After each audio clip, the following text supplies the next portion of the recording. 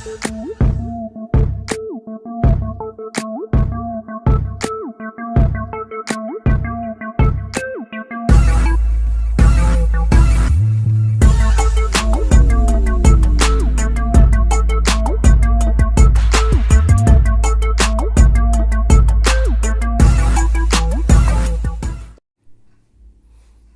sobat lovers. Ya, kita kemarin tuh udah membahas seperti apa karakter lovebird gitu. Udah dibahas ya kemarin, lovebird emosi itu seperti apa, lovebird over birahi itu seperti apa. Nah, setelah kita melihat video yang lalu, setelah memahami karakter lovebird kita, nah kali ini kita akan membahas bagaimana cara penanganannya nih. Kalau lovebird emosi, over emosi itu penanganannya seperti apa? Kalau lovebird over birahi itu penanganannya seperti apa? Nah, di sini kita akan kupas tuntas berdasarkan pengalaman saya selama ini dalam bermain lovebird ya. Kita bongkar ini di sini semua supaya kawan-kawan semua tuh nggak pada bingung nih. Kita kan kadang bingung tuh. Ini lovebird mau kuapain ya? Di rumah gacor, ganteng nggak mau, atau tadinya gacor jadi nggak mau, sebabnya apa? Apakah ini birahi apa emosi? Kalau ini birahi bagaimana penanganannya? Kalau ini emosi bagaimana penanganannya? Nah, ini kita kupas tuntas berdasarkan pengalaman saya, bukan ingin menggurui tapi berbagi pengalaman. Nah, poin pertama itu adalah seperti ini ya, agar channel ini terus berkembang ya, ada baiknya ya kawan-kawan bantu like, subscribe, klik loncengnya, komentar apa yang ingin dipertanyakan, selalu saya bahas, saya balas gitu. Oke.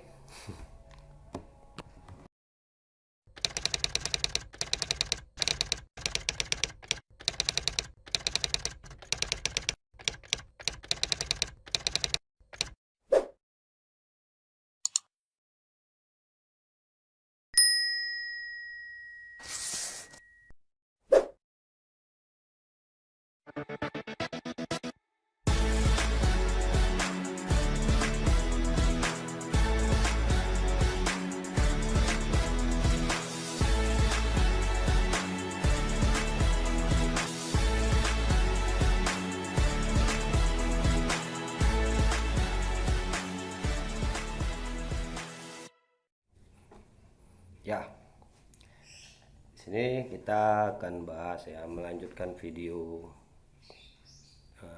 tutorial saya yang lalu yang telah membahas karakter lovebird seperti apa, karakter lovebird yang over emosi seperti apa, karakter lovebird yang over birahi. Nah, di sini kita akan bahas bagaimana cara perawatan penanganan lovebird yang over birahi seperti apa perawatannya, lovebird yang over emosi seperti apa perawatannya, penanganannya gitu. Sini kita bongkar berdasarkan pengalamanku selama ini.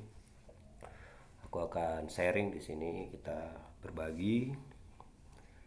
Mudah-mudahan serasi dan cocok buat lovebird kawan-kawan semua ya. Ya, langsung aja ya. Untuk karakter yang pertama itu lovebird yang over birahi gitu.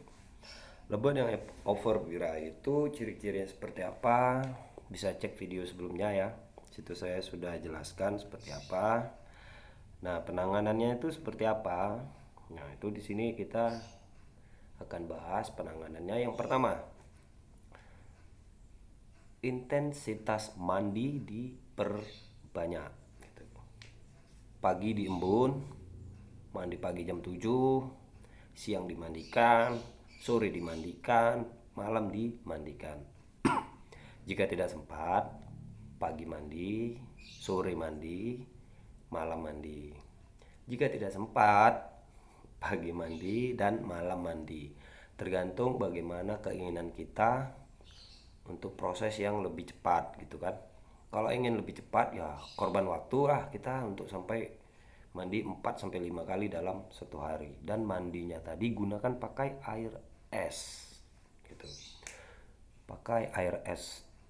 Jadi 4 sampai 5 kali mandi ya tetap 4 kali mandi, 5 kali mandi itu pakai air es mandiin gitu. Kalau mau cepat gitu. Tapi kalau nggak bisa, kita waktunya nggak ketemu, yaitu tadi boleh satu hari 3 kali, pagi, sore, malam, atau nggak sempat juga sore ya pagi dan malam gitu. Tapi tetap pakai air es gitu. Itu yang pertama ya, itu intensitas mandinya. Yang kedua, stop jemur. Jangan dijemur burung. Tetap mandi tapi jangan dijemur, angin-anginkan aja. Dan harian di rumah itu jangan dikerodong.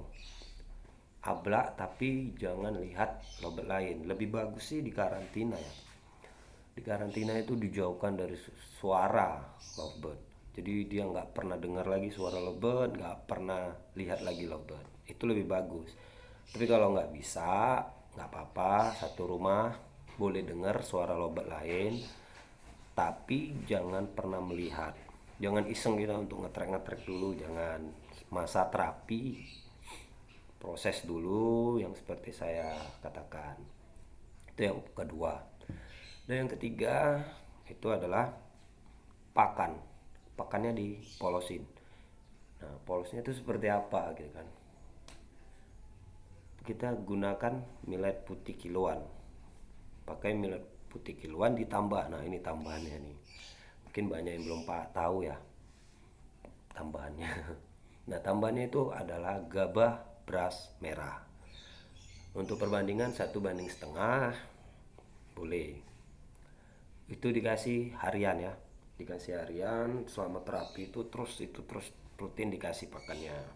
Untuk IF boleh dikasih timun, rebusan daun kemangi, airnya itu untuk minum burung boleh gitu. Nah, itu adalah cara ketiga ya, ketiga. Dan cara keempat, jika cara tersebut tidak berhasil, itu berarti menandakan lovebird kita itu terlalu tinggi birainya. Dan mau nggak mau gunakan cara keempat, yaitu apa? Diternak gitu. Dikawinkan dulu, kasih jantan, kawinkan. Kalau mau dia ditelurkan, ditetasin telurnya, ambil anaknya juga boleh, atau buang telur aja juga boleh. Tapi saran saya ya, untuk benar-benar menetralkan birahi, kalau mau diternak itu memang burung harus meluluh anak. Jadi tunggu sampai telur tadi netas, biarkan dia meluluh selama 2 sampai 3 minggu, baru cabut anaknya, pisahkan dari jantannya, rawat lagi lovebird kita seperti awal. Awal itu adalah settingan aslinya seperti apa ya, rawat lagi seperti itu gitu. Mudah-mudahan cara itu berhasil. Karena selama ini pengalaman saya seperti itu. Jika terlalu membandel birainya, saya ternak. Contoh seperti Yoya ya. Yoya itu dalam setahun sekali itu wajib ternak. Dan cara ternaknya seperti itu. Nah, bagaimana cara pengembalian kestabilannya lagi agar mau kerja di gantangan pasca ternak, nanti kita bahas gitu. Ini kita bahas cara meredam birahi lovebird gitu. Nah, itu cara meredam birahi lovebird ya, agar lovebird kita kembali maksimal. Dan cara yang kedua, karakter yang kedua nih, karakter kedua adalah over emosi. Tadi adalah over birahi dan sekarang over emosi.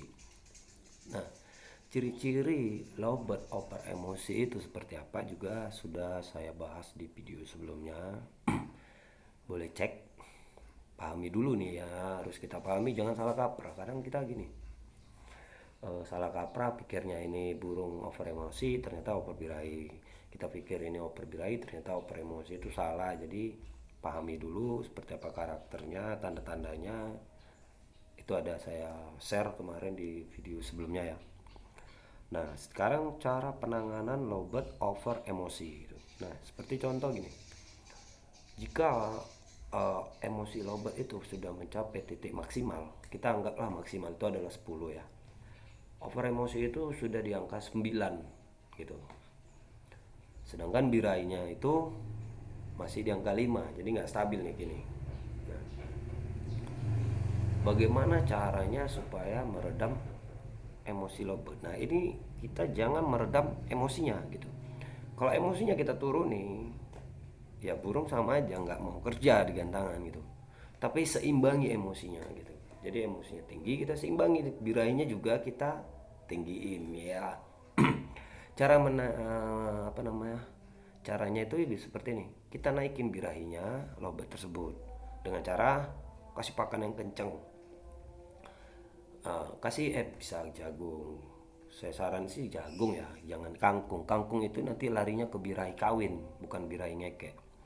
Jadi lebih baik dinaikin dengan cara jagung. Tapi kalau ada lovebird yang membandel ya, birahinya susah naik, ya nggak apa-apa kasih kangkung gitu. Tapi untuk awal pakan kenceng, terus kasih jagung. Paginya itu dijemur, jadi jemur dulu, selesai jemur angin-anginkan ya, jemur kira-kira selama setengah jam, jemur angin-anginkan, mandi kuyup, angin-anginkan, jangan dijemur lagi. Nah, begitulah seterusnya untuk menaikin birahi lovebird agar seimbang dengan emosinya gitu. Nah, terkadang kita itu salah kaprah, berpikir ini burung, wah burungku ini birahi tinggi. Ternyata enggak, ini burung sebenarnya birahinya kurang, emosinya terlalu tinggi, dan kita meredam birahinya. Alhasil apa? Birahi semakin turun, emosi semakin naik. Ya itu tandanya burung gak akan kerja di gantangan. Karena lovebird itu ngekek berdasarkan birahi, bukan emosi.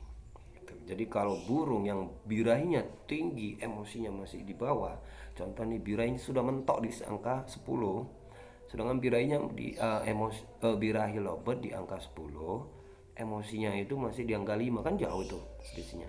Ini burung pasti masih mau ngekek walaupun tidak maksimal. Karena apa? Tidak bercampur dengan emosi gitu.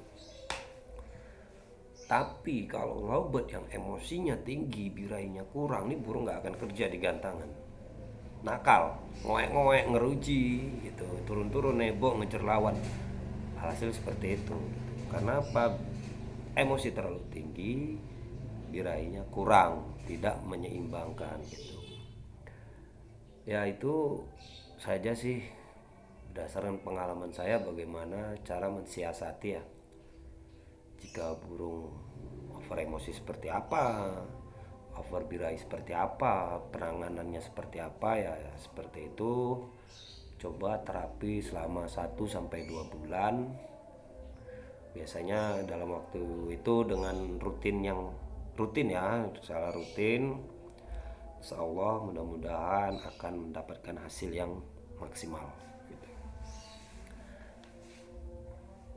Oke, cukup sekian dulu ya pembahasan tentang penanganan lovebird birahi dan emosi. Semoga kawan-kawan semua lovebird-nya pada moncer di gantangan. Assalamualaikum warahmatullahi wabarakatuh. Ya, setelah ini nanti kita akan bahas bagaimana lovebird yang tipe basah dan lovebird tipe kering gitu. Jadi jangan salah penanganan nantinya. Ini lovebird tipe kering tapi kita mandiin aja, hasil jong terus. Tapi ini burung tipe basah tapi malah kita jarang mandiin, hasil jong terus gitu. Juga kita akan bahas manfaat penjemuran ya. Penjemuran, manfaat seperti apa untuk penanganan seperti apa gitu, manfaat penjemuran agar kita tahu waktu yang tepat dalam menjemur lovebird. Tungguin terus, subscribe ya, jangan lupa.